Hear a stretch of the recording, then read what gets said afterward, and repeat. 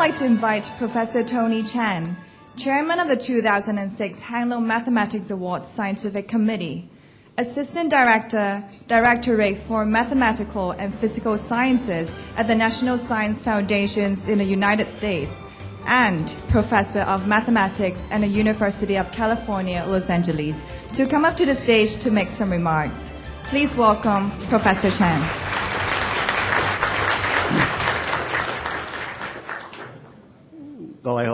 Thank you very much for the kind introduction.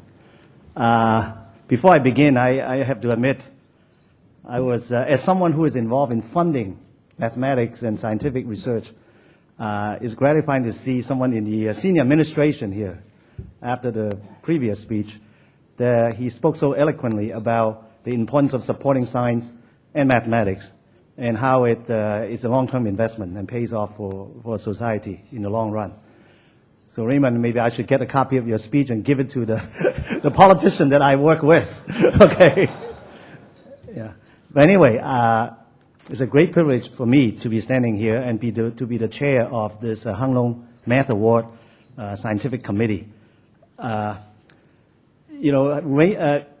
Ronnie said several times, his only contribution is to give the money. Money is important, of course, Ronnie. We can't do things without the money. But more important is the leadership.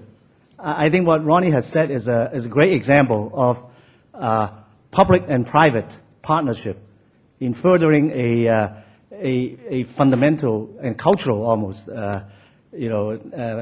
component of society. So I hope Ronnie will set a great example for other philanthropists who will fund other things that are important to society.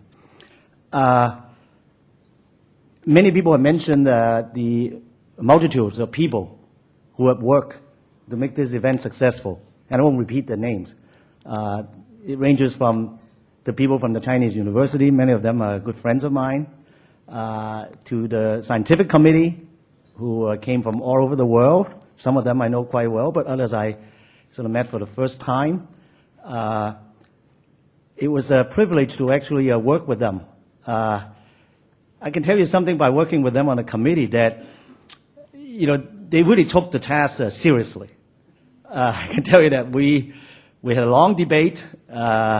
Yesterday we worked. I got up at 7 a.m. and I went to bed at 12 midnight. The deliberation, we had scheduled 1 hour. I forgot. It took at least an hour and a half, probably 2 hours. I forgot. So we took it very seriously. Everybody gave their comment, but I think at the end we have a unanimous sort of decision. We wish we could offer more awards, but to watch out for Ronnie's bottom line, we drew a line there. So now you all heard that we had really a large number of projects, teams that were submitted to the award. The committee basically saw the final 50 or so, I would say, yeah. And I would say among the 50, there were really some really great, gems. You have to understand, right? I went through the Hong Kong education system until Form 7. It was called Upper 6, for those of you who were here. It was a very sort of rigid system. You have this book and you study it. That's it, So, so in fact, I think the Hong Kong education system did a very good job in terms of learning, in terms of how students do on the tests.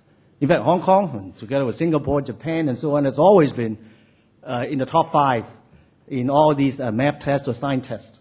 Okay, but I would say, as someone who has experienced this, one thing that we could do more of is the creativity part.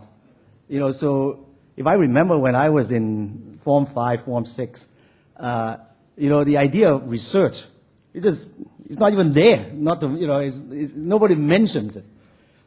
So in particular, it's really gratifying for me, someone who has gone through the system, to see the kind of talent that has been expressed. It's truly quite amazing. The level of quality of the project, from the selection of the problems. We asked the students, the team, so did your teacher give you the problem? Did you come up with the problem? We actually asked them a tough question. I would say quite a I would say more than 50% of them, I would say at least, came up with their own problems. And some of them turned out to be very interesting problems. That by itself is a very important thing. Rather than go to the back of the book, look up the exercise and look up the answer, they actually discover the problem itself. Okay. Second is, during the presentation, we also see the kind of discovery process that they went through. Okay. Many of them fail. Okay. They were disappointed.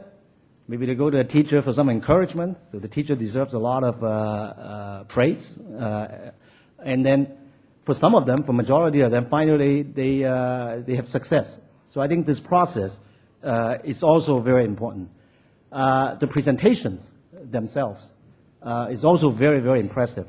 I think especially I heard from several of the scientific committee members who came from abroad. At first we were worried about just communication. Okay, so it's what we can understand, right?